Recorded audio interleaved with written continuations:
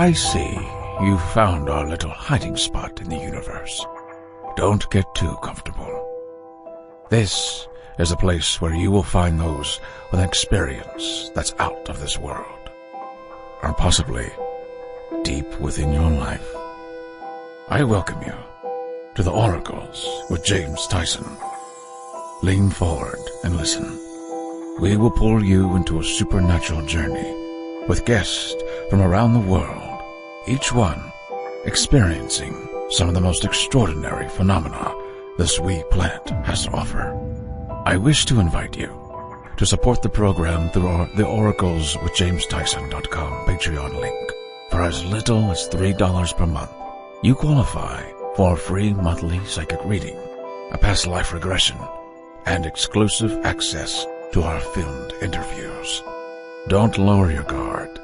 That's just the beginning as we give back. When I have reached 2,222 members, we will be giving away monthly trips to supernatural hotspots and conferences across North America. Don't run. I can see you. With a limit of 4,500 Patreon supporters, you will want to get your passports ready, as every third month we will include paranormal conferences and tours in Europe and Australia. I know you can hear me. Visit theoracleswithjamestyson.com and click on the Patreon link. Where are you listening? That's the Patreon button at theoracleswithjamestyson.com. Now, here are the Oracles with James Tyson. Thank you, Liam, you crazy little alien, and welcome, listener, to this episode of The Oracles with James Tyson. I am James Tyson, and I'm giggling because I have Dr. Barry E. Taff on this episode, and Barry and I go back a couple of years. I just haven't talked to him for a couple of years, so we're going to catch up on a few of the crazy things he's up to, and I'm going to introduce the new listener to Dr. Barry Taff. Well, who is Barry Taff? Well, Barry holds a doctorate in psychophysiology with a minor in biomedical engineering. He's a world-renowned parapsychologist who worked out of the UCLA's former Parapsychology Laboratory from 1969 through 1978 as a research associate. During his 4-decade career, Dr. Barry has investigated more than 4,500 cases of ghosts, hauntings, poltergeists, and conducted extensive studies in telepathy, precognition, and eventually developing the initial protocols and methodologies for what was later termed remote viewing. So that's some of the stuff we're going to talk about. We're going to talk about remote viewing. We're going to talk about his belief system based on his studies and his experiences with dealing with people. And one of the things we really want to touch on is what he refers to as a poltergeist agent. What is a poltergeist agent? Well, we're going to find out. I'm going to ask him eventually. I know once you get Barry talking, holy cow, he's a walking encyclopedia of parapsychology. He has written a book a few years back. It's called Aliens Above, Ghosts Below, and he's presently writing his new book, whose title he won't tell me because I'm guessing it's going to probably give away a lot of the stuff that he is going to be writing about. So he wants to kind of surprise us on that. He lives down in Southern California now. He is still experiencing things. He has appeared on numerous TV and radio programs from Coast to Coast AM with George Knapp and CBS News. He's been news channels from Montel Williams to Joan Rivers Show, Strange Universe, Unsolved Mysteries, Unknown Encounter in California's Most Haunted. He's hung out with a lot of the paranormal TV people who go out and allegedly do paranormal investigations. He and I have a common buddy out in Southern California, Mr. David Oman, and Barry will not go back to that house because that entire neighborhood is kind of glows in the dark energetically. It's off the grid when it comes to energy. He just can't physically go there. If he goes there, he'll get sick. I think he's been there 15 or 16 times, and he gets sick every time he goes there. He is consulted for government business and law enforcement, including the CIA, Office of Naval Intelligence, National Security Agency, the NSA, Defense Language Institute, Defense Intelligence Agency, Defense Advanced Research Projects Agency, and the FBI, Interpol, LAPD, California Highway Patrol, Santa Barbara Sheriff's Department, and the Westminster Police Department. Yeah, he's talked to a lot of people about the stuff that either they want to know. Mostly, I'm guessing, with the CIA and Office of Naval Intelligence, it's going to go back to his parapsychology studies in remote viewing. So we're going to touch base on his remote viewing. He's also been technical advisor on several films, for Logan's Run, Demon Seed, Altered States, Poltergeist, and The Entity. And he has also written numerous articles for magazines and journals and has been featured in many books on paranormal subjects ranging from precognition to UFOs. But I'm going to save the UFO stuff for later. We're going to bring Barry back kicking and screaming, and probably going to talk to him about that another day. Now, if you want to follow us, please, let's jump in here on his website, BarryTaff, TAFF.net. Again, that's BarryTaff, that's TAFF.net. And open his website up. You'll see a picture of his book cover in the top left corner. You click on that and it'll take you to a number of the stories, little snippets of his book, Aliens Above, Ghosts Below, that he wrote around, I'm guessing, I think it was 2011 or something like that. But a wonderful little book. Please check that out. If you want to get a hold of Barry, you got some questions for him, Barry E. Taff, all one word, Barry E. Taff at ca.rr.com. Again, that's Barry E. Taff at ca.rr.com. Barry's going to be on hopefully a little bit regularly, so I'm sure if you have questions, you can call me and or get a hold of me on my website. To just go to theoraclesofjamestyson.com, go to contact, send me a email, and with a list of questions or a couple of questions, and I can pass them on to Barry for you. Now, while you're there, why don't you click on the Patreon link, and if you're feeling up to it, if you can sponsor me for $3 a month, that would be great, and I will be drawing names when I hit that 25 people mark. We're going to be giving away one past life regression, one psychic reading, and one numerology chart every month. And at that magic number of 2,222, I will be drawing a name once a month for a trip for two, airfare, hotel, accommodation, and car rental to a venue of your choice. Kind of that bucket list. If you want to go see something to do with ghosts, if you want to come out and hang out with a bunch of Bigfoot investigators, or want to go out to even like Sedona, Arizona with Melinda Leslie and watch the UFOs come and go from a portal up there. Very, very interesting stuff. And when we max out at around what I think Liam says 4,500, but he may drop that down to 3,500 people max. And we'll be drawing for trips more of the international variety. So instead of flying from Australia to New Zealand to see something, or bouncing around Australia, or bouncing around the United Kingdom into France or Portugal or Spain, relatively close, we will bounce you across the continents. If you want to go see some good ghosts, we'll go over to Scotland. And if you're in Scotland, we'll bring you over here to North America or down to Australia, and you can bounce around and see some ghosts down there. And same with UFOs. If you want a UFO conference, Bigfoot conferences, talk to some people that really know what they're talking about, yeah, then we'll come out. But I get a hold of Barry here. I'm giddy because I haven't talked to Barry for a couple of years, and it's going to be fun.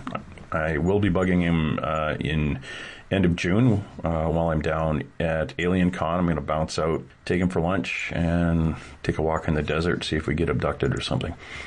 Barry's experiences are numerous, and hopefully this book he's writing is going to be about 1,000 pages, and he's an amazing, amazing human being. Barry Taff, how have you been? Well, good, bad, and in between. It's good, bad, and in between. Yes, it's been a couple of years since we've chatted, and a lot of, we'll call it, what should we call it? A lot of water under the bridge, a lot of plasma dripping and under the bridge there as it moves on. Now, Barry, I've always been fascinated by the beginning of your career. You're, people know you're a doctor, Dr. Barry E. Taff. And if you want to listen or follow along here, go to his website, Barry Taff, Taff, all one word, barrytaff.net. And check out his biography on there, and you'll be absolutely fascinated with what he's been up to. But to take you back pre-Parapsychology Laboratory at UCLA, where you kind of started that in 1969, what had you focused and what directed you to that type of work?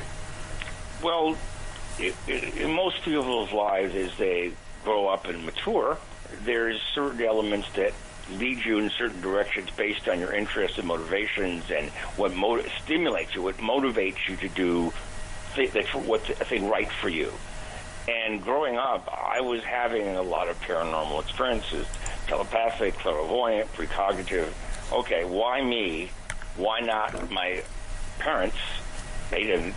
Friends of mine, they didn't. Why me? And so in a way, I was trying to investigate myself, because I got in a lot of trouble with this in grammar school. I remember I was 10 years old, and it was a bright spring day, and then we were playing in the recess of the courtyard, and this little blonde girl named Christine, a very cute girl, started walking towards me, and suddenly, the only way to describe it was 3D color X-ray vision.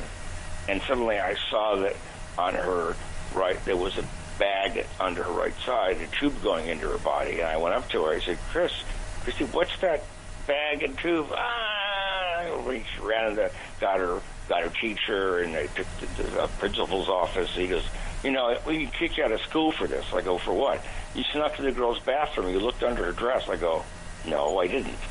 Then how did you see it? Well, I didn't know. She had a colostomy. I didn't know what a colostomy was. I'm 10 years old. He said, how could you see it? I told him, and I said, this is what I can do. And he goes, okay. Called my mom, and my mom says, yeah, Barry can do this. And the principal went, what? Barry can do this? What are you talking about? So he gets off the phone. My mother wouldn't go beyond that because she was terrified of it. So I'm sitting in front of this guy, and I looked at him, and I said, you've got that scar, that's a keloid. I didn't use that word because I didn't know it. It's a scar from an appendectomy long ago, and it's always inflamed because he's overweight or whatever. And I told him about it. He turned purple and blue and green and red. He said, I'll give you this warning once, and that's it. If we hear of this again, we're going to throw you out of school, and we'll have you arrested. Okay, well, obviously, it did happen again, but I never spoke of it. Yeah. And so I remember in junior high, there was a girl named Helene. I remember what she looked like. I don't remember her last name. But, and every time she got near me, even if I didn't know she was near me, every time I'd feel dizzy and I'd black out, I'd pass out. And I thought, what's going on? I mean, sometimes, in a crowd, and she'd come up behind me and I didn't know it, and I hit the floor. And she was epileptic. And I've learned since then that when around people who are epileptic, I get dizzy and nauseous, and often I freak out. I pass out. So that's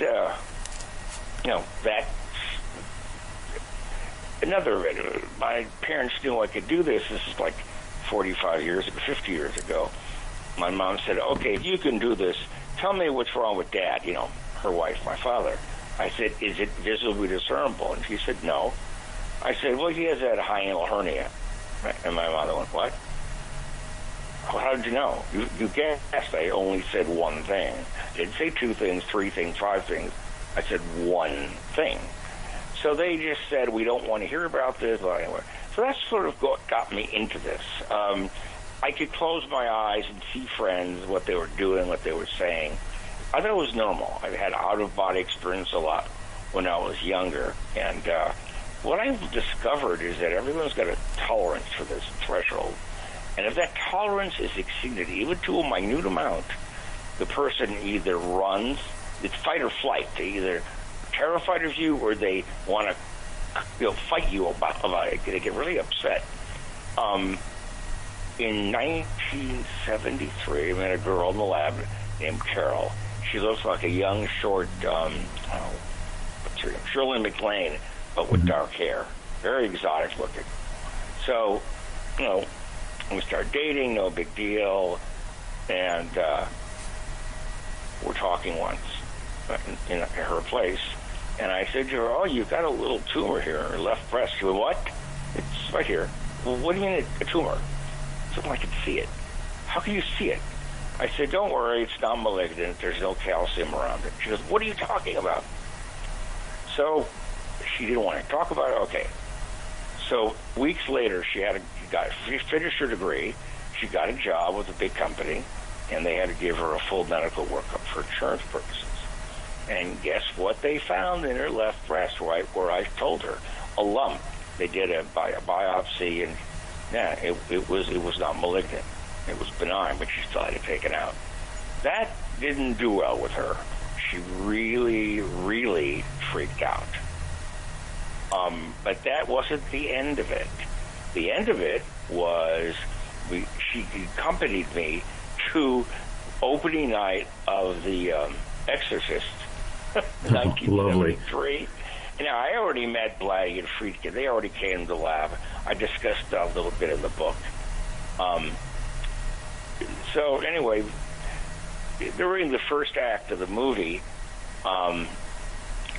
where Linda Blair is being bounced around like a rag doll in her bed, and I turned to Carol at a dead quiet theater, and I said to her, "I've seen a bed do that in a house in Hollywood." And she looked at, "Huh?" And in a dead quiet theater in the frontal section, this is at the National Theater in Westwood, which doesn't exist anymore. Anyway, I heard a voice yell out, "Hey, Barry, is that you?" And my girlfriend was, she "I can't take this. People are talking to you about this. Everywhere we go, I can't take it." I go, "Okay." So, that ended that. But the question is, why am I able to look into people as if they're made of glass? When Man of Steel came out in 2013, in the first act, that's the second act or whatever, where you see a young Clark Kent at school and suddenly he's looking through people. Mm-hmm. That's exactly what I went through. And I went, "Oh, it's interesting, but why me?" I had one of my physicians in Beverly Hills when I lived in LA. I had to go have a checkup. This was like 10 years ago. So I go to see the guy, nice doctor. He's taking my heartbeat, he's taking my blood pressure, the whole bit. And I said to him, "Oh, by the way, do you drive a black Lexus SC430? He went, "What? Do you drive a black Lexus?" "Yeah, how did you know?" "I don't know, you got near me, and that's what I felt." And I said, "Oh, you're having lumbar problems, lower back, and some upper respiratory stuff, and you're thinking of resigning soon, retire. How did you know?" I said, "Well, you're in front of me." "I don't know." And he ran out of the office like I shot him in the butt with a BB gun. And so it's, like I said, I remember when The Dark Knight came out. I went to see it with an old friend of mine from UCLA, a girl I knew through friends of friends. We met at the Directors Guild. We're sitting down. The movie starts. It's interesting, and suddenly my bladder feels like it's on fire and it's going to explode. Horrible cramping, burning. And what's going on? And then the girl I was with, named Lauren, she said, "Oh, I've got to go. My daughter needs me." "Is it an emergency?" No, okay. So she left. I stayed. We drove separately there, which was a good decision.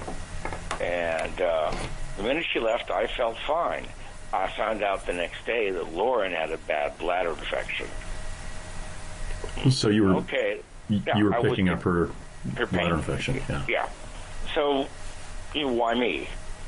I mean, I've done a lot. There are other people who can do it. The only other person I've met who can do what I can do with the precision that I can do with is a man by the name of Jack Rourke.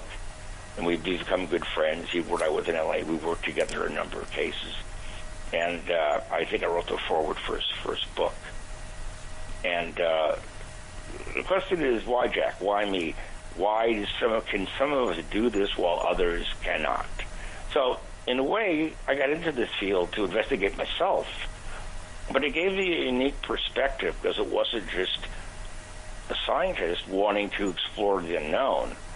It was someone who's been underwater with this stuff. They've been drowning in it since they were old enough to breathe. Yeah. So that's... that's how you basically took the steps. So you have your doctorate in psychophysiology, right, and with a minor in biomedical engineering. So, yeah, you've kind of you've brought in as much information as you possibly can on on the human condition and and what is going on with me. Yeah, I learned a lot about things, about the way we work, the way our bodies, our nervous system, our brains, different elements of the human condition function. But that's only just a bit of minutia, because again, we know a lot now we didn't know then. But the irony of it, and this is where it gets really weird.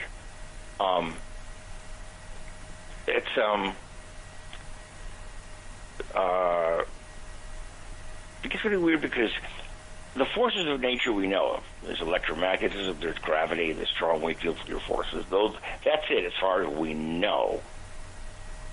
And based on what we know about the phenomena, none of them could be responsible for it. However, the energies we do know of can affect us in ways that might trigger the events or act as stimulants for it. In poltergeist cases, we know that there's a strong geomagnetic correlation. But the energy is not magnetic because it affects things that are not ferromagnetic.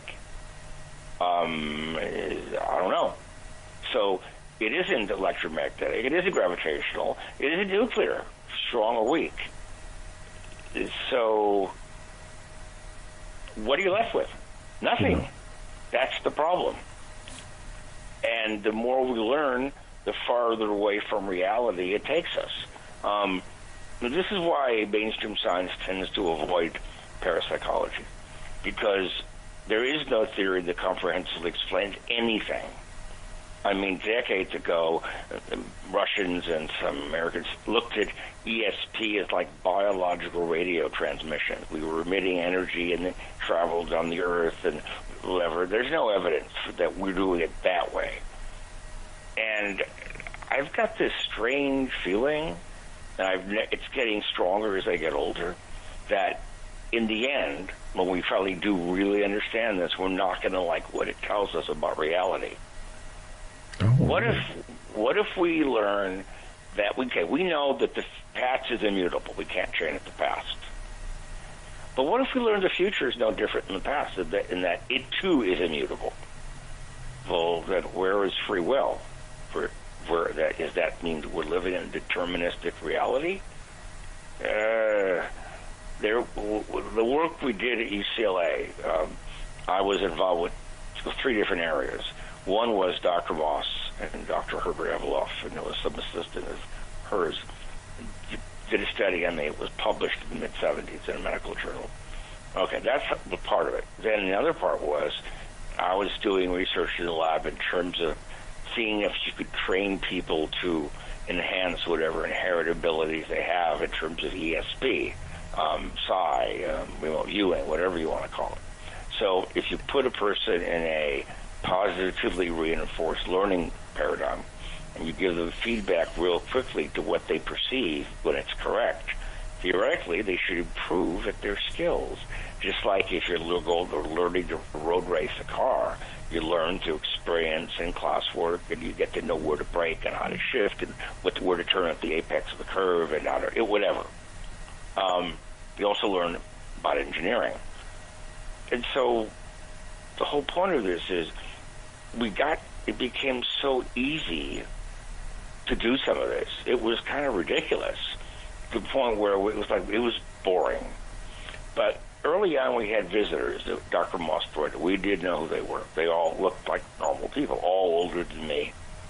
And turned out they were from CIA, Defense Intelligence, Office of Naval Intelligence, Office of Naval Research, DARPA, and we did what we did, and it kind of freaked them out to the point where one of the sessions we did, we were able to access detailed information on the Trident sub that was the Ohio-class sub they were developing. This is before they were even put to sea. And they demanded that we surrender to them the audio tapes we made. Okay, we don't care. Sure. They actually wanted us to work with them to do more training and development, but UCLA would not put their name on the grant application. They did want to commit political suicide. Even back then, it was politically incorrect. But one of the on my website, there's a legal article called "Learned Psy: Training to Be Psychic," and it goes into great depth. This will also be in my new book about what we did and what we learned and the implications of what it tells us. And the bottom line with all this was the phenomena is all the same. You're remotely accessing information that is not before you. So you can access it through space, miles away, thousands of miles away, who knows, maybe even further. And then through time, which is precognition or retrocognition. But we're accessing it through a mechanism that isn't understood. And depending on where it appears to come from, will determine what we call it. But it's all accessing information. That's what it all comes down to. Some of us are better at this than others. In our side training groups at UCLA, some people, no matter what they did, they never got better. Other people were very responsive and were pliable to the learning techniques we were doing. There was one instance where there was a lot of entertainment people that came through, actors and directors, and I didn't understand how Dr. Moss knew these people. And, well, of course, I didn't know this till later. She began her life not in academia. She began her life as an actress and a writer. And she co-wrote a film called Colossus of New York, late 50s. It was actually a pretty good movie. But it had strong suggestions regarding the paranormal. Fascinating film, actually. Anyway, but she began, and then she got married, and she had 2 kids, and her husband got sick and died, and she got really upset, as most people would, and she went back to school, got a PhD in clinical psych, ended up at UCLA, and this is all how it happened. But so all these directors were coming, and some actors are popping in. Oh, this is great. But occasionally they bring information in that we didn't even know was occurring. There was one instance where this actor came. I can't mention his name, even though he's passed away. We all knew him. Everyone knew who he was, looking at his face. And we're going into the session and the whole bit, and suddenly myself and one other person start rattling off the fact that he gave us the name of the person to access remotely. And it was clearly a female's name. But I said, wait a minute, it's a man or a woman? Which one is it? What? I don't understand why it's when it turns out it was a transsexual. Oh. This is a long time ago. And he got real upset, got up, and quickly left the research we were doing. There were other instances where the phenomena extended beyond the mental phenomena, went in the physical domain. There was this girl who came to our group named Paula, poltergeist agent. Looked like Suzanne Summers with smaller lips. And so she's there in pitch black environment. You can't see her hand in front of the face. And suddenly this huge, large ball of bright red light comes flying out of her body. It was shooting across the room, lit up the entire room. And turn the light on, because it was gone. And there was Paula curled up in a fetal position in her chair. I don't know. What does that mean? And she never came back. And, I guess I don't blame her. And then we got so bored. She didn't die. When you say she didn't come back. She okay, good. She left shortly thereafter. Yeah. There was another instance. We get so bored with the real-time telepathic clairvoyant stuff. It's like, okay, let's look for something different. So I think it was 1977 or 78. We thought, let's do a remote viewing, a precognitive session. The job was that we have to describe in detail what the next week's first random target would be. Describe in depth. Well, we haven't gotten there yet. How will we know? So we described a tall woman, beautiful blue-eyed blonde. We described the clothing she was wearing. We described what chair she was sitting in the room we were using. And we saw a 3-story home in the Hollywood Hills, baby grand piano. We're going on and on. And then we started, some of us began talking about a tall man, about 6'3", 6'4", dressed in black. Black hat, black gloves, black shirt, black pants, black boots, an imposing sword, a mask, and a black cape. We thought, have we lost our minds? And, well, okay. So the next week, only people, no one could be brought from anyone who had been at the group the last week or knew them. That would be from third parties only. They came in, everyone was given a sealed envelope with a number in it. We then rolled dice, told people to open, they sat down, open your packets. And this girl said, oh, that's my number. Now, we forgot what we said a week earlier. It was a week ago. Who would remember that? So we told her, here's a recorder. If what you're hearing is accurate to you, if it's a correct information, stop it, give us feedback. Okay, fine. So here's the description of her. Perfect. Face, hair, eyes, even her clothes. There were 16 or 17 chairs that she could have sat in on her own. No one told her where to sit, except she couldn't sit in my chair because I controlled the recording. She sat in whatever chair she picked. Every chair had a number beneath it. A week earlier, we rattled off the number of the chair, and that's what she sat in of her own accord. But she was randomly chosen. So we get to describe the house. Yep. The big grand piano. Yep. The man all in black with the cape with the sword. And she looked at me, how do you know who I am? And I went, what? How do you know who I am? What do you mean? I'm Tony Williams. And my father is Guy Williams. I went, oh my God. Zorro. My father played Zorro for Disney. Yeah. And she said, wait a minute. She said, this is weird. I didn't know I was coming here a few hours ago, and I was randomly chosen right. How could you? Exactly. Yeah. What does it mean? It means that perhaps some elements of the future are as fixed and rigid as the past, and maybe others aren't. We don't know. In my new book, I talk about this, how many degrees of freedom do we have? How many coincidences make a fact? 10? 100? 1,000? A billion? So we were really impressed by this event, this session, as I was. And sometime later, weeks or months later, we tried it again. And all we could sense was fire, fire, fire. Well, we must have been losing our mind. And the next day I'm up in the lab. It was late morning or early afternoon. And we hear fire engines coming in onto the campus. They pull up in front of the Neuropsychiatric Institute where the lab was. And turns out the conference room we were using had caught fire. One of the sockets behind the curtain sparked, and it caught the room on fire.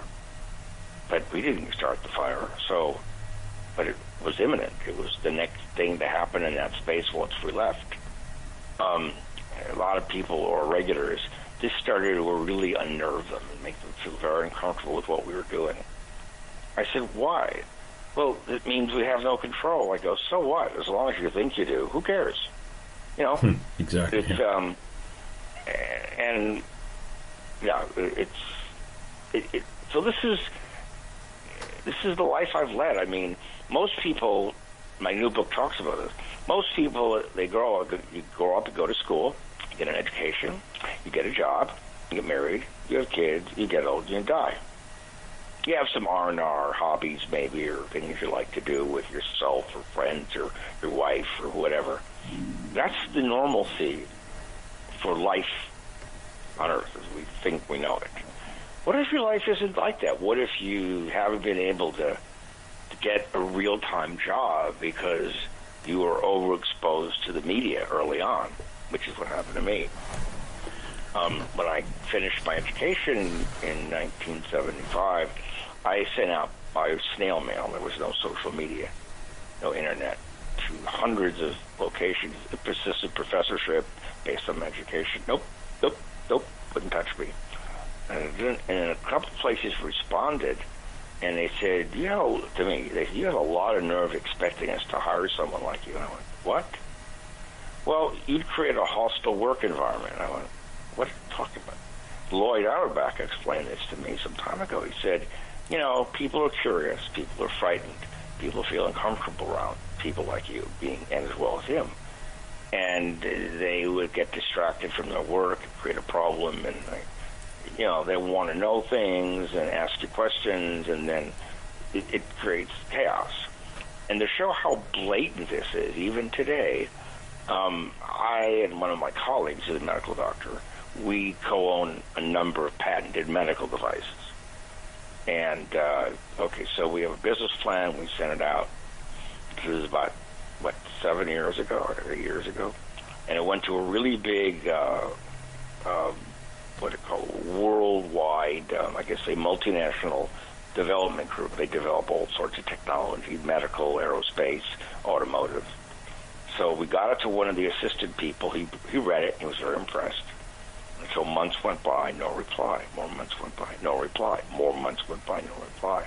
So I finally made some queries, and I got hold of the person who was supposed to get back to us, and he starts telling me that the business plan was garbage, there's no evidence we've any, the patents are worthless, they don't make sense, I couldn't interpret them, and I looked and I said, look, but he said, there's no evidence of any clinical work here at all. What? I said, sir, what are you talking about? And I said, okay, all right, stop the lie. Just tell me the truth. You want the truth? Okay. I never read it. I looked you up, found out who you were, the paranormal crap, the ghosts, the ESP, the aliens. You're crazy. Click. Great. So this is what happens in the real world. Now, if I'd already made a lot of money doing anything normal, then, okay, you're an eccentric. But if you haven't done that, then you're crazy. So this is a problem. Yeah, you get caught in that loop. You had your Parapsychology Laboratory ran at UCLA from 1969 through 1978, and you were a research associate there. You'd think that bit of background, that little bit of pedigree, would cancel out the parapsychology. It's what you were. When they blame, aliens, ghosts, or whatever, that you were a lunatic. Well, no, I'm only have that in my background because that's what I did that time. What killed me was I got a lot of media attention early on. Excuse me. I was in the LA Times several times. In fact, I hit the front page of the View section in early June of 1976 about the Hollywood case. It was a good article. It could have been a lot better. Could have been a hell of a lot worse. But they made it look kind of silly. And that didn't help. I was in the UCLA Daily Bruin 3 times. That didn't help. I was on the cover of the UCLA Monthly all about the lab. That didn't help. Taught an extension. That didn't help. We have extension for 3 years, 3 or 4 years in a row. 3 quarters out of 4. But that hurt me because, again, look at what you're doing. You're investigating something that most people consider quackery. And this is the problem. So to catch-22, you're damned if you do, you're damned if I don't. If I had not gotten any media attention at all, also I was on in LA twice, I was in 2 in the town, I got nominated for an Emmy for a show they wanted to do about ghost hunters. This is like 75 or 6. And they wanted to do just talking heads. I go, no. We've got to show people something different. So we went to a holography laboratory I was linked to at the time, and we showed holograms, and it was really interesting because it was never really brought to commercial television before like this. We got nominated for an Emmy. We lost because there were things more important than what we're doing. But that attention didn't help me. I was on Two in the Town twice. That was another network show. That didn't help me. All of this, basically, you think will be wonderful. In the end, comes back to haunt you big time. And I used to race cars professionally. And I started talking about the paranormal stuff, the drivers, and they didn't even want me on the track. They were terrified of me, that I might do something crazy, I'm not reliable, I'm not to be trusted. So it shows you, and nowadays, given all the quacky or the paranormal unreality shows that have been on, it's made matters worse because,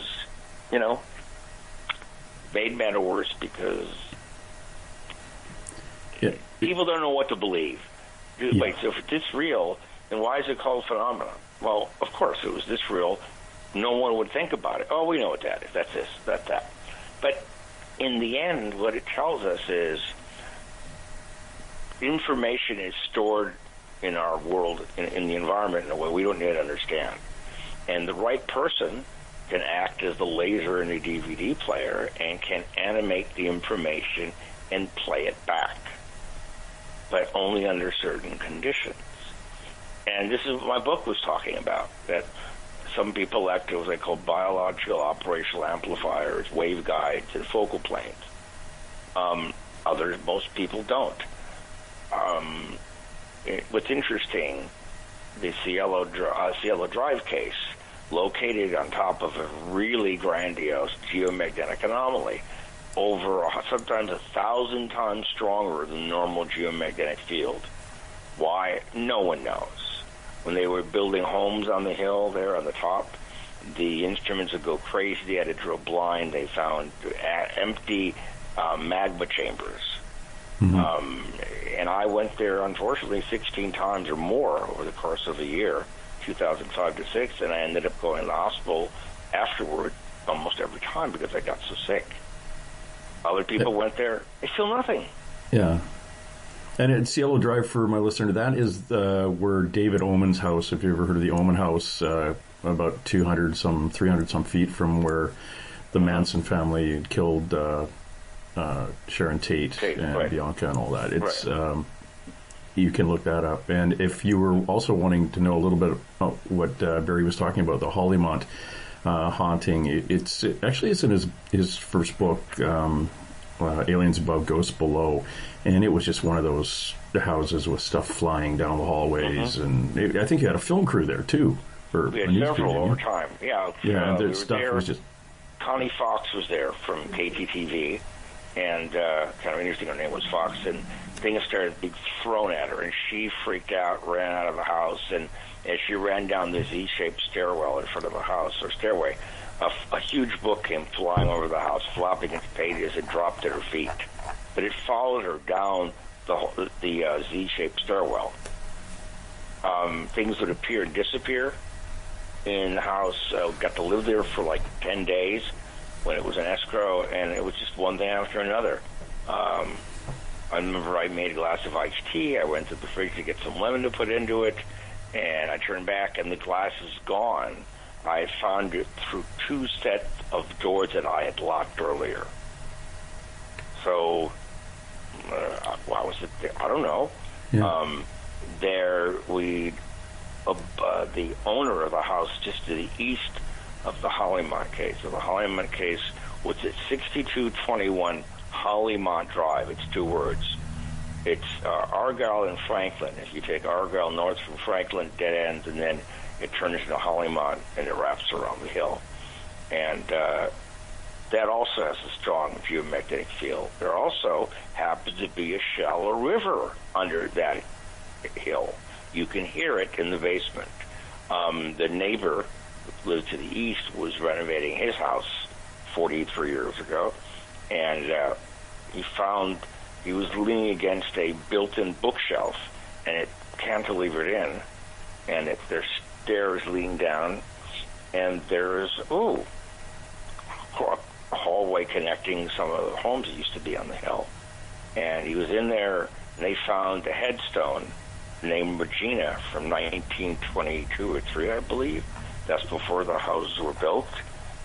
who buried someone there in that era, which I assume was illegal even back then. We'll never know. Now, who's Regina? We don't know. The last time I was there was 2008. Really nice man lived there. He allowed us to come in and check the place out. Readings were normal. They would go up and down, magnetic readings. So I had a big Pelican case. I had my instruments in. I put it down on the couch. And this is a big case. They're very sturdy, pretty much impervious to harm. So we're packing up to leave. We're there for several hours. Nothing really dramatic happened, at least yet. And I pick up the case. Wait a minute. What's carved into the bottom of the case? A giant lazy R. What? But you'd need a hammer and chisel to do that. We would have heard that. A lazy R. Well, Regina is a body buried beneath the house. So... And didn't you also smell a sweet perfume in the house? Oh, there was whole sweet perfumes, books flying at people. We were standing in the foyer once, or this was 1976, and the light goes out, the chandelier, and suddenly, wrapped intricately around that chandelier was a black funeral cloak. It was there instantly, and then we had to get up in a tall ladder and get it down. Wow. This is all on my website, and most of it's in my book, and the new book will have even more stuff.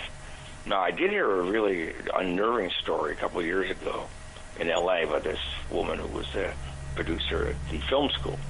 She did an interview with she interviewed me about my work. So she said she was up at the house with a boyfriend who was a film guy. They were trying to make something happen. They're sitting around. And all of a sudden, the man, these tongues of flame belch out from his jacket, and he's burning up. So they got it off. But what made the jacket catch fire? He wouldn't allow us to interview him because he probably was frightened of being scared. Yeah. So that's an active spot. So 2 earthquake faults meet almost directly under that house, and there's a shallow river. Well, there's energy. Yeah. You know, so they draw on that energy to actually be able to move things and. Well, okay. The way I would describe all this is that, okay, when you got a DVD in your hand, you want to watch it, what do you need? Well, you need a television. You need a DVD player. You got to have a remote usually for one or both. And you got to put it in. They all have to be plugged in the wall. If any part of that ensemble is missing, nothing shows up on television. It's blank. There's no energy. I think that certain people act as the needle in a record player or the laser in a DVD. We trigger a reenactment of information, positive construction of the reinforcement triggers this. And I used to have a lot more faith in the thing of dead people walking around.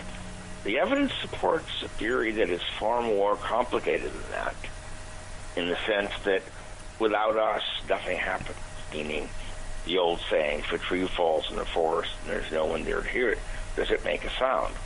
Well, yes and no. If there is no one to hear it, whether human or animal, there's no recording device, then there is no sound because there's no one there to document it. This phenomena is we're part of this element, that we are able to animate this. And some people could really animate it, others cannot. And the environment. So you need location, geomagnetically or electromagnetically unique. You need a person coming in who is either seizure prone or epileptic, hypersensitivity to EMFs, and you need a trauma to trigger it, really strong stress. Now, what's odd, the majority of poltergeist agents I've been able to interview, many over time, most, if not all of them, have either had full temporal lobe epilepsy or they have focal seizures. And it's when they take their medication to quell the seizures, the phenomenon stops. So while we see a high degree of correlation between the poltergeist agents and the epilepsy or focal seizures. It's not, it's unilateral.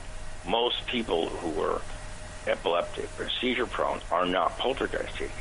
The majority of poltergeist agents happen to be seizure prone or epileptic. It can be as little as there's strong muscular spasming going on in different parts of their body. That alone could be enough to trigger it. But why is it only in one direction and not the other? An unknown or a missing variable. Wow. And this is the whole problem. We don't know. We just don't know. But I'll tell you, go ahead. I was going to say, we're not going to know until we die. Well, I convinced that with the technology that exists, medical technology that exists, we can get answers very quickly with functional MRIs, with PET scans, with SPECT scans, and different more advanced EEGs and MEGs. We could get some answers pretty quickly, but the doctors working with it would never work again. Their careers would be over. Yeah. And this is the problem. If you become affiliated with this, you're a professional, medical or psychology, your career ends right there and then. It's over. People they'll throw you out. They'll be really nice to your face, and suddenly they don't want to talk to you anymore, or they're not available, or this or that.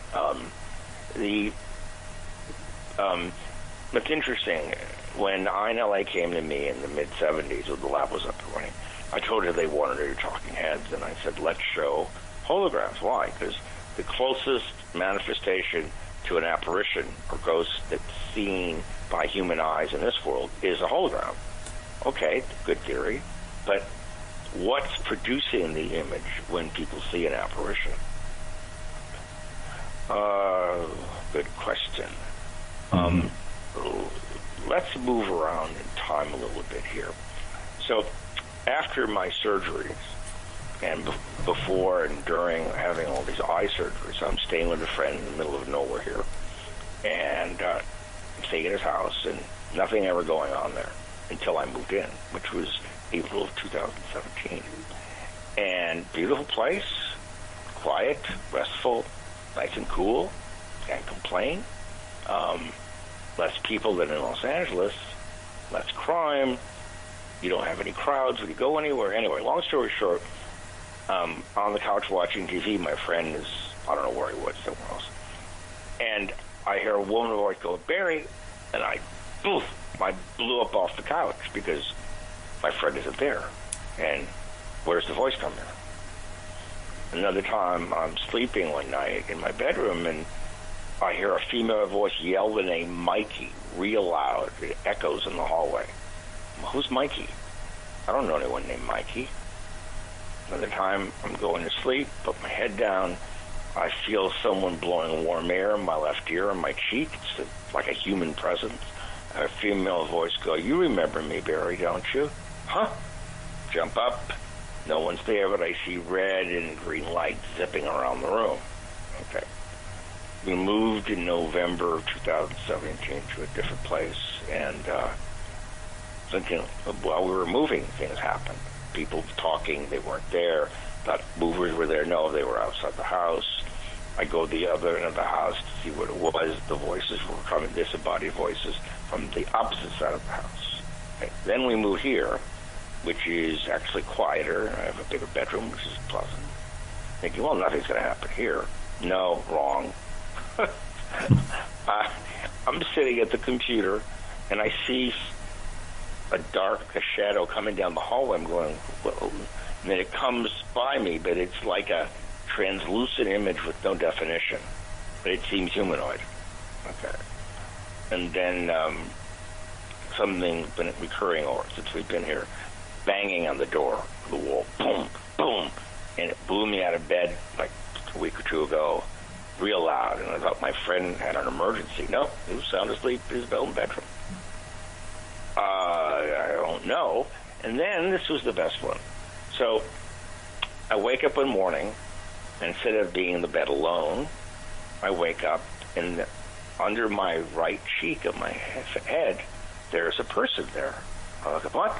And there's enough light coming through from lights outside that I could see it's a woman, highbrow ridge, dark, real long, straight, dark hair, more melanin in her skin than I have in mine. And what? And I get up and, what are you doing? What are you, huh? And I go to put the light in and hear the voice going, don't turn the light on, don't turn the light on. What are you talking about? So I turn the light, I hit the lamp on the table next to my bed, and there's nothing there, but the bed was warm, and the pillow was depressed, where there shouldn't have been any heat or depression. What was that? I don't know. Yeah, that's fascinating. I would have done the same thing. Whether the mysterious person is telling me not to turn the light on. Oh, yeah, that's not going to happen, lady. I'm turning the light on here. I don't care what the whole point of it is. I know I went to bed alone in my own bedroom. So I wake up, my right cheek is on her left breast. I'm like, what? No sexual, just this is the way it was. And who are you? What are you? You know? Last week, coming out of the hallway, go to the bathroom one night, and you come out of my bedroom door, turn left, and I see these lights, look like almost like fireflies, but more erratic and much brighter.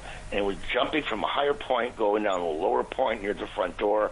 And I looked, and it came closer, then it snapped back, then it started high, went low, and I moved forward. I said, look, if there's something here, let me know what you want. Can I help? Nothing. And then went back to sleep, and then bang, bang, bang in the door hours later. So, I'm 70 years old. This stuff isn't supposed to be happening to me at this age. Do you think that this stuff would occur when I was younger? Nope. That was all mental phenomena, not physical. Yeah. It's just little things, they add up, and in the end, what does it mean? I have no idea. Yeah, and that is the whole thing. You get pieces of a jigsaw puzzle, 1,000 pieces of a completely white jigsaw puzzle over time, and what am I going to build out of this? It's insane. When I was living in LA before I left, I almost died, I was there with a friend watching a movie, and so we're watching, I forgot what it was. I just got a new TV, so watching, and all of a sudden, we see this blue ball come rolling across the floor. My friend goes, what's that? And I said, huh? What is it? From nowhere. Okay. We're sitting some other months later, we were watching TV or I don't know what it was. We hear a big clang, a metal loud clang, and I jump up, and so we start open the cabinet in the kitchen, and there's a weird object in there I had never seen before. It was a tripod-like base with a metal ring. I guess you cook under it for camping. You put your pot or whatever on top. Yep. I've never owned one of those, ever. Why was it in my cupboard of my kitchen? I don't know. Well, that's interesting, too. And then I was out of town for a while, and I had some expensive stuff in my place, and I didn't want it to be left alone. So my friend was staying there, and his girlfriend, the girl, came over, and she put some earbuds down when she was in her bedroom, and she turned around, they were gone. Okay? She put her phone down. The phone then disappeared. Okay, I come home and told about this. I'm walking out of that bedroom sometime later, and the earbuds fly and hit me in the back. Little... And then, this is a good one. I come down and get in my car, and the seatbelt, it's attached to the inertia wheel to the side door, to the area right behind your driver's door. You pull it down to your, okay, well, it's tied up in a knot. The only way for that to have occurred would have been to dismount it, tie it in the knot, and then reconnect it to either the top or the inertia wheel on the bottom. So how did it happen? I didn't do it. I had to take it to a dealer. Why did you dismount the seatbelt? I go, I didn't. Then how did I said, don't ask. See, that's one of those. I would love to if that was captured on a camera on the other side doing that. That would have been fascinating too. Just it's a manipulation of something physical like that. Yeah, but then the strangest thing that ever happened to me. I should write about it. My next. This will be good because you've had a whole lifetime of strange things. Yeah. So, what is the strangest thing that's ever happened? You see, I know a lot about physics and how the world works because I studied this stuff, and so won a case in 19... Oh, God, I have to look at my phone. I think it was late... No, it was in the 90s. It was in Hyde Park or something. Yeah, I think so. Nice Hispanic family. Very nice people. We're there, and I'm in the living room, and other people with us are in the dining room, and the dining room starts to violently shake, but the other parts of the house do not. Oh, wow. Which can't happen. No. And I could see this huge marble dinner table bouncing around, and yet I'm standing 12 feet away in another room, and am I not moving? But I don't even feel it. I'm going, what the hell is going on? That can't happen. Crazy. It can't. So, when you start compiling all this, it gets really strange. And then on my website, there's an article which, of all the strange of strange, I think synchronicity is one of the most bizarre, because sometimes it can reach heights that are just absurd beyond reason. So, let's start. In 1963, a man came in our lab, made the name of Richard Matheson, a well-known writer for TV and movies. I knew who he was, and with him was his son, Richard Christian Matheson. So, I worked on them with a couple of projects. Nothing ever got to TV. But Richard and I became friends, the son, Richard Christian, and we discovered we have the same birthday, month, day, and time, but he's 4 years younger than me. Okay. Wow. So, over the years, weird synchronicities popped up. I lost touch with him. He was busy running around making movies, writing, producing. So we reconnected like in 2006, 5, I think, yeah. So we're having lunch. And I used to have a Rolex watch. Piece of crap. Watches never run good on me, and Rolexes never did. I got rid of it, so I wasn't wearing a watch. What I wanted to buy was a Tag Heuer Curium F1 watch. But it was a lot of money. I didn't feel like spending it. So guess what watch Richard is wearing? That exact watch I want. Oh. But his parents gave it to him. They brought it home when they were traveling in Europe. Okay. Then he drove a Lexus SC300, I think. I drove a Toyota Super Turbo. Our license plate differed by only one number. Everything else was the same. Okay. And then, years ago, I had some moles taken off my body. One above my belly button, one on each side of my diaphragm, and one on my back, forming a perfect equilateral line around my midsection. Unbeknownst to me, the same day, Richard goes to his dermatologist and has the same moles removed from the same part of his body. What? Yeah, I know. But wait, it gets better. He had met my parents a long time ago. We were very young. He didn't remember their names. So my mom passed away in 2009. He said, what was your mom's name? And I said, Ruth. And he got real quiet. I said, are you there? Are you there? What do you mean?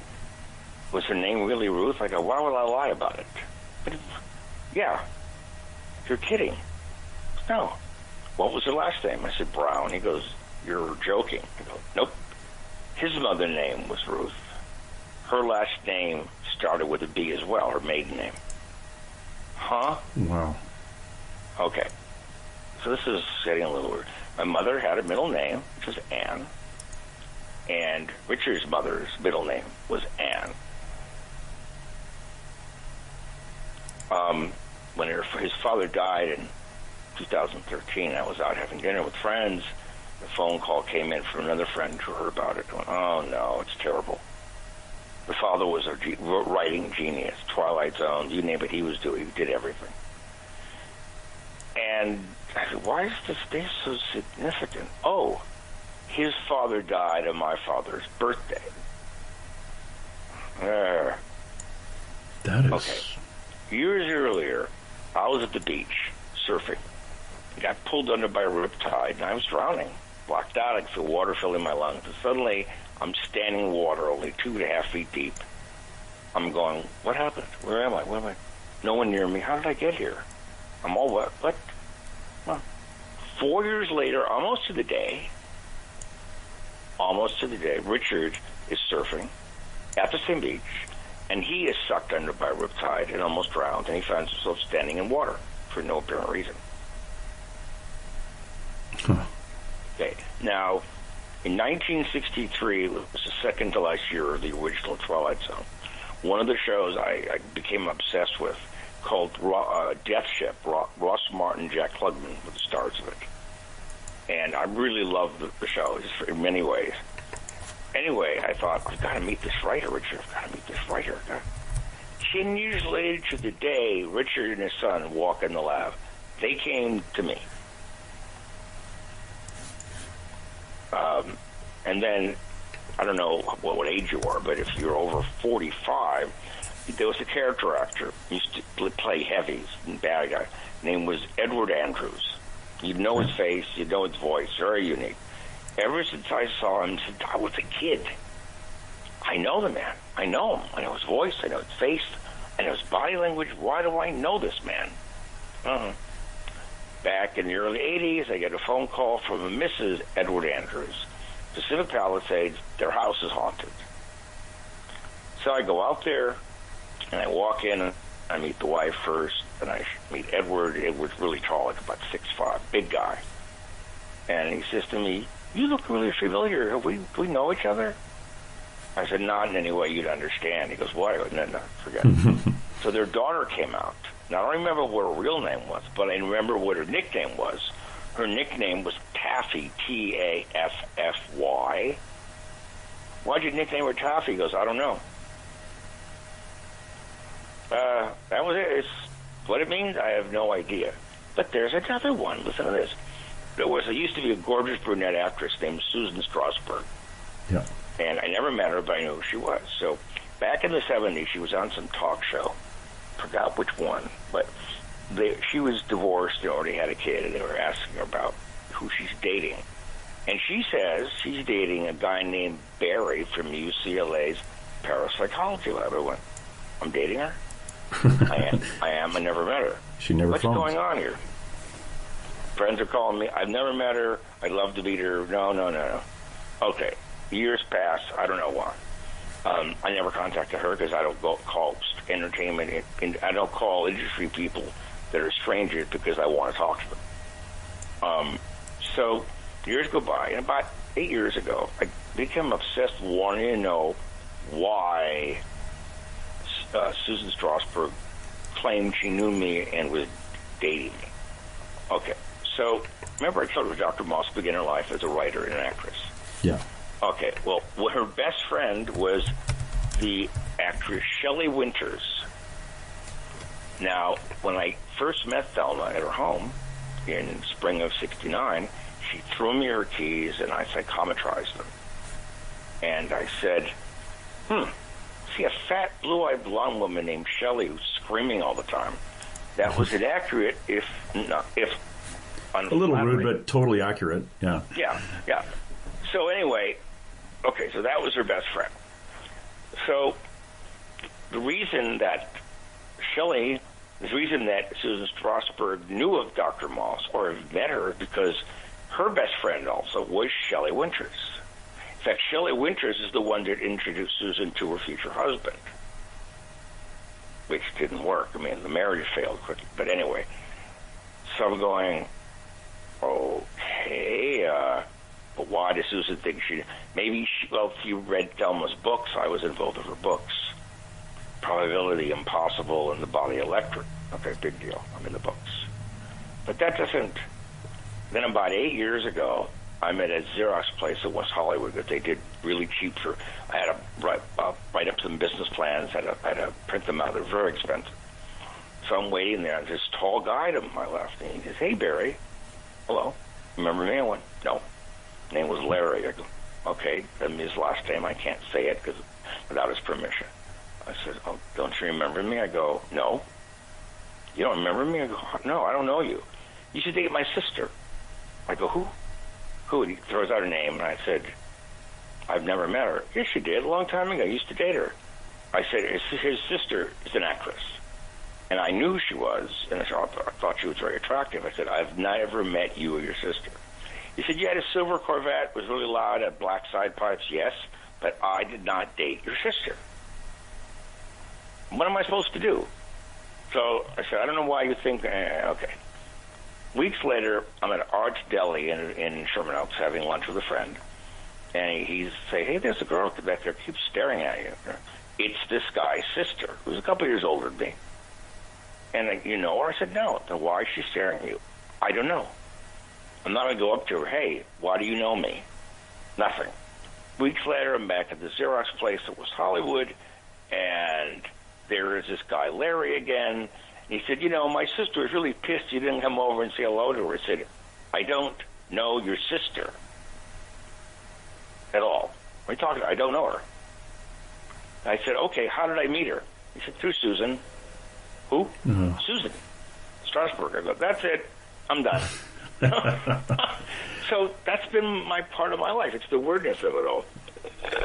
Man, you know, we're talking to Barry Taff. He is the doctor, the good doctor, Barry Taff, parapsychologist, and one of the, well, I find one of the leading kind of people into this study as a former, I guess you're a research associate at UCLA's Parapsychology Lab from 1969 through 1978, and he's a writer and an experiencer of all things a little bit weird. And if you're interested in who Susan Strasberg was, her dad was Lee Strasberg, the acting coach and the one of the Actors Studios. And unfortunately, Susan passed at the age of 50, or I think it was it 50, of breast cancer. But if people who are a little bit older, who remember television shows back in the day, in the 50s and as you were, the 60s and 70s, she was in a lot of them, from Mannix, Rockford Files, Streets of San Francisco, Big Valley, and dated people like, who did she date? Warren Beatty, Cary Grant, Richard Burton, and married a guy she acted with, Christopher Jones, who was in a TV series, The Legend of Jesse James. But very, very, very interesting young lady. It was absolutely amazing. And how she was dating you, and how Shelley Winters got involved, and oh my gosh, good Lord, man. Absolutely amazing. And remember, if you want to go check out some of the stuff Barry's got going, go to his website. It is Barry Taff. That's TAFF.net. Barry Taff, all one word, .net. And in the top left corner, you'll see a cover of his book, Aliens Above, Ghosts Below, and just click on that, and it'll take you to a lot of the little snippets out of that book. And just keep a heads up, because Barry's writing another one, and he's not allowed to tell me the title, but we'll definitely let you know when it comes out. Barry, I was wondering to jump in here, and I just want you to, if you can, define, in your experience and your research, what is a poltergeist? Well, poltergeist is a German word which means noisy spirit, noisy ghost. And it was believed that that's indeed what it was. However, the data collected suggests that it's something far more complicated and far more interesting. That it may very likely be the extension of human psychokinesis within the environment to produce the effects like his luminous anomalies and object movements and things being ported from one room to another, or one place to another. And like I said, if you met every poltergeist agent I've met, people I've investigated over the last 50 years, the pattern is consistent. Now, this is what's important. In science, you do work in a lab, and you conduct experiments, and you have a hypothesis, you look to either prove or disapprove a hypothesis. But if you can't go out and you can't bring this stuff into a lab, you're left with doing field work. And the only way you're going to get answers is collecting data over a long period of time, not only asking a lot of questions, but also knowing what questions to ask and listening to not only what they say, but how they say it. And then nowadays, you can measure the physical environment, electromagnetic, geomagnetic, electrostatic. You can measure people's response to the environment. They live as instruments doing that. There's things that can measure gravity to one degree or another. And all this is important because it's how we interact with these environments that is what produces the phenomena we call poltergeist activity. Last week they were playing the original Haunting on TV from 1963, the best haunted house movie ever made, ever.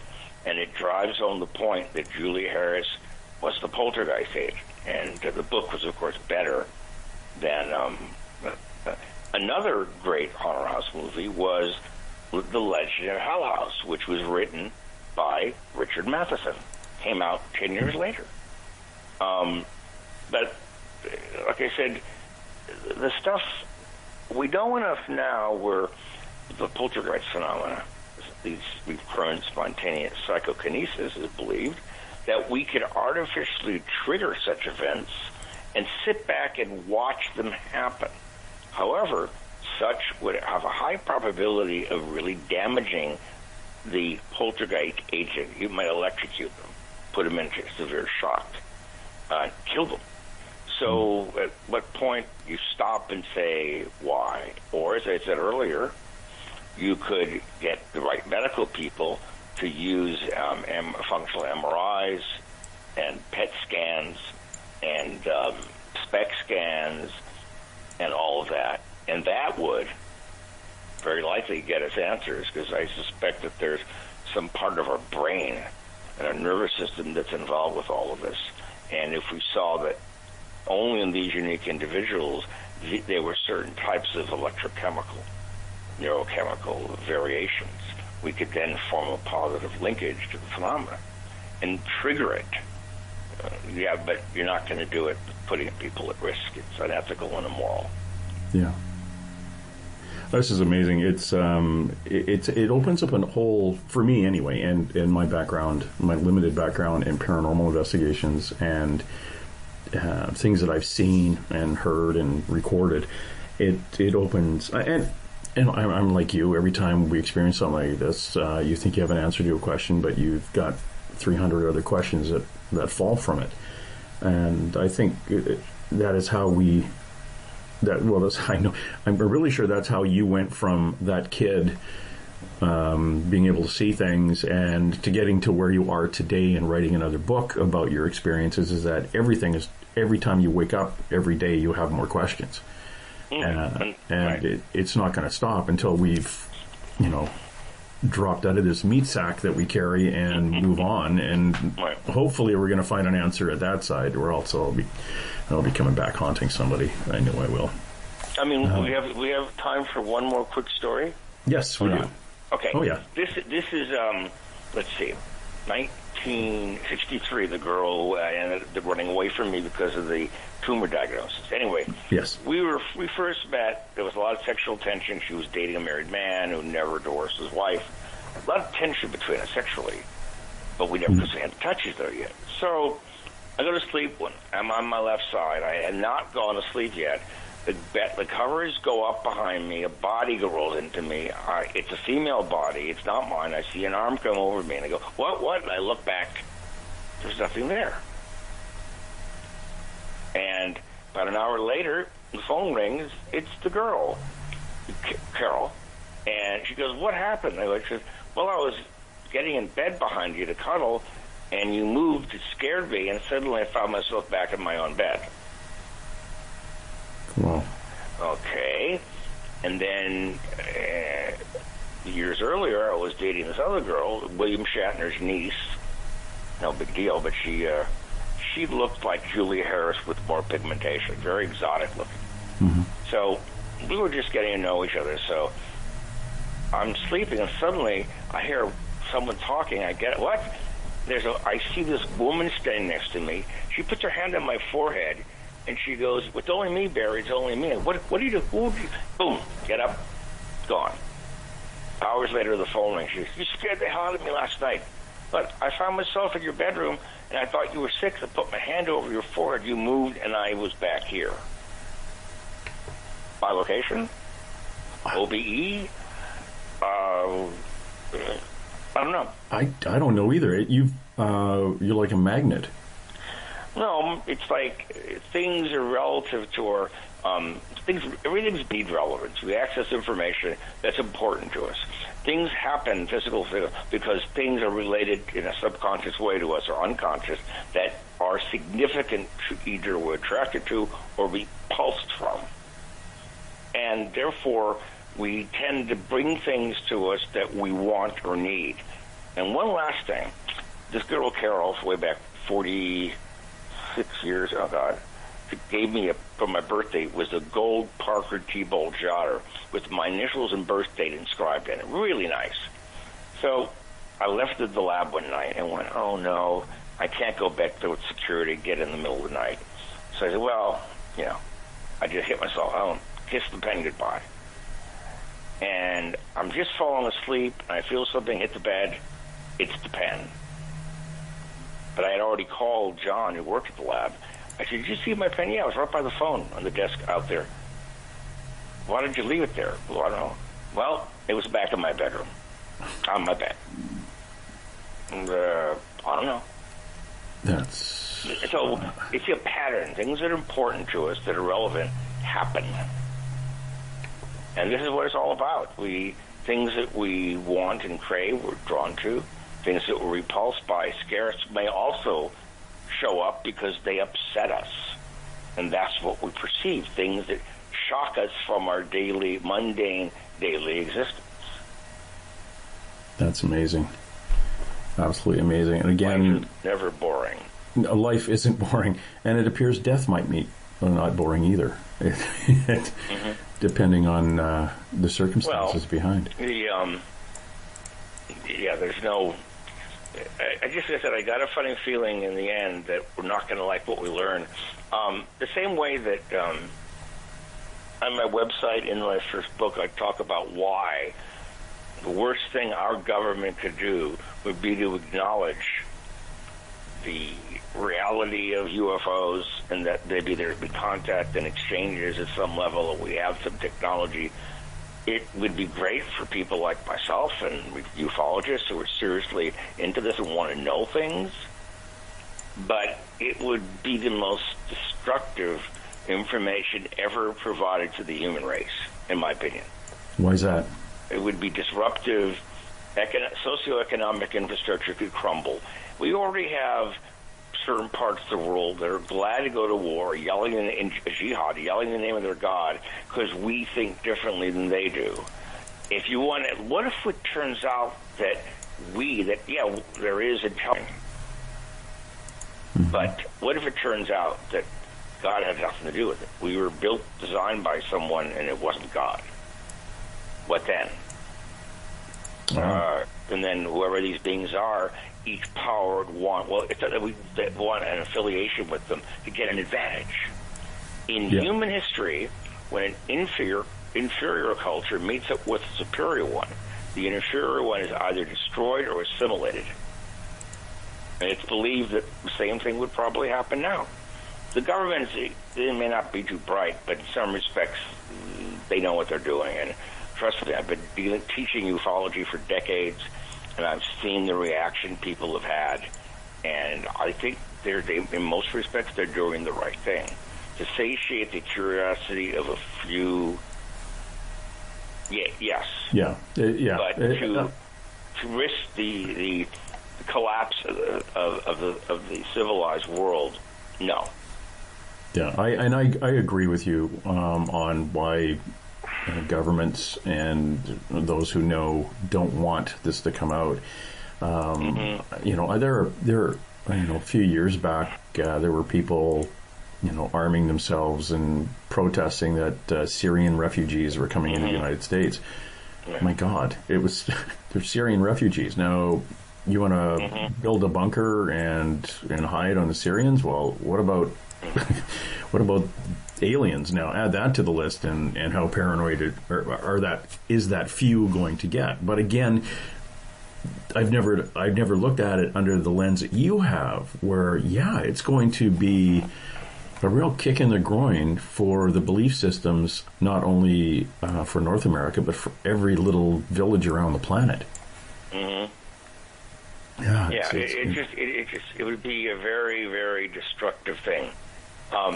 It would not serve or benefit the majority of the human race. We're not ready for that sort of contact. It would be really bad, and everyone would try to take advantage of it. Blah blah blah, and not everyone, but the powers that be, and it wouldn't help us. So why should we stimulate that? I mean, they're not here to conquer us. They're not here to invade us and destroy us. But what if we discovered that we're being manipulated in ways we can't comprehend yet, for reasons we may not like? And what if we find out that a faction of the government that might have actually killed a very famous leader, to safeguard the information? Yeah. And what if we learned that the biggest political assassination of the 20th century might have had a strange link to ufology? Yep. Yeah, that's not good. And if I have a really bad feeling about that it might, and if let's say they're willing to kill the commander-in-chief to safeguard the most closely guarded knowledge on Earth, that would only create more problems if they've done that. What else have they done in the sense of protecting this closely guarded secret? Yeah, I talked to Jim Mars a couple of years ago about that exact thing. It's and then of course, who would be special? Who would you want? And then you have the crazy people. I won't even use their names. They're very well educated. Oh, there's aliens over the field. Yeah, telepathically get them to come in and visit us. And this. Oh God, I go, yeah, right. And one last story, which ties this all together. Okay, I've been interested in UFOs since I was old enough to read about them. I read pretty much everything that's been published. And I met a lot of the ufologists as well as parapsychologists. Now, back in 1977, I met a girl in a case who was probably the best-looking girl I've ever met in my life. Just my concept of physical perfection. It was great. Got involved, blah, blah. Long story short, we're together for a few weeks. I keep having the fear, a sense of terror that the relationship would end on July 22nd, but I didn't know why. I just knew it would end, and I go, I'm not going to tell her. She would misinterpret that as being, well, I wanted to end, therefore I'm telling her about it, which was not true. Long story short, we're in the same bed in the Hollywood Hills near the Hollywood Bowl, and I wake up. Now, the reason I met her was because there was a poltergeist activity around her. I met her in February of the same year. So I get there. She won't come out from under the covers. She's sobbing. Why didn't I help her? I go, with what? When they took me, I go, who? I'm talking about, took you where? Well, the room lit up under the covers. She's shaking. She's sobbing. The room lit up, and she found herself in another room. It was circular. It was metallic. It was cold. She was on some kind of pedestal. There were these little weird guys around her who had no noses, no ears, big black eyes, the grays. They were cutting and probing, and it was hurting her, and they kept telling her they weren't going to hurt her too bad. Well, what? I said to her, is she still under the covers? I said, what do you know about UFO abduction? She goes, what? She had no interest in the subject of UFOs at all. What do you know? What? Nothing. You sure? I don't know. About UFO abduction? She goes, what? UFO? Huh? Okay. She finally gets up from bed, out of the covers. She's bleeding from her ear. She's bleeding from one of her eye, bleeding from her nose, bleeding from her rectum, and from her uterus, but she wasn't menstruating. On her back were little melon ball marks, like someone had pulled skin out of her. Her hair had been cut. And she said she had been tightly restrained around her ankles, her abdomen, and her wrists. And she had black and blue wounds there. Stigmata, maybe, of an unusual type. Whatever this was, I can't. Now, whatever happened, they took her and they didn't take me. The neighbors, knowing nothing about it, at one point they said to me, "Do you see the word light hovering around here?" I go, "When?" Well, a couple of days ago, it was like a house, like a big orangish thing. And that's when the power went out. Huh. Now, I don't know what happened to her, but she's now a mental vegetable. So had that not occurred, we probably would have been married in less than a year, and my life would have changed dramatically. So why? I don't know. That is fascinating. You know, never a dull moment. And part of the story is on my website. It's called A Life-Changing Paranormal Event. That would have been one, yeah. I'm going to bring you back, Barry, and we're going to talk about UFOs. Okay. And as it gets closer to time to research, you release your book too, I'm going to be picking at your brain and on a few things, because I know this is going to stir up a lot of people wanting to, with a lot more questions. And if you have questions, you can actually get a hold of me at on my website, theoraclesofjamestyson.com, or if you go to Barry's website. Yeah, I think you could probably get a hold of Barry there too. You have anything that you'd like to talk to him about. Right. You're actually on Facebook too, aren't you? Correct.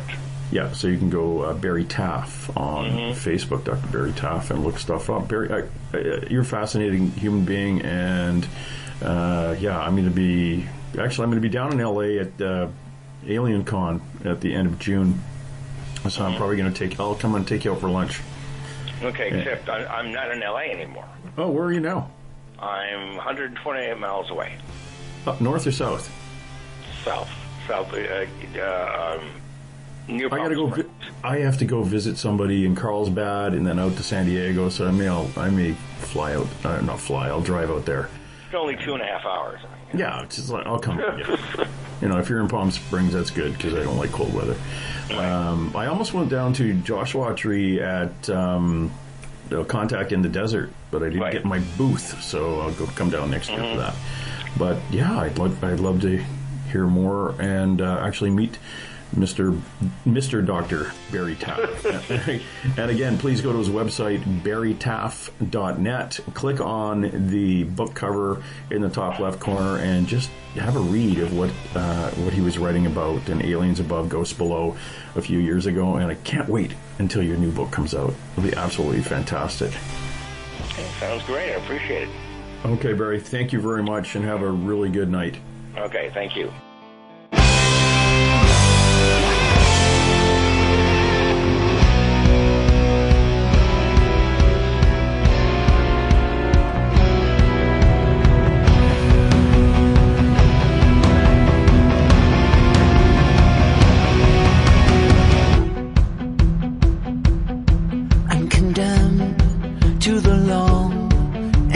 Night,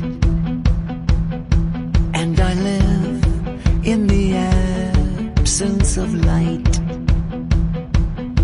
and my shadow has life of its own, watching you while you sleep all alone.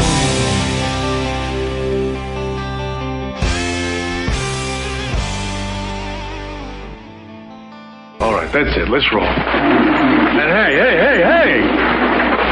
Let's be careful out there. Far over the snow, what are those voices? They sing and they go. What are those voices? Look up for the mountain.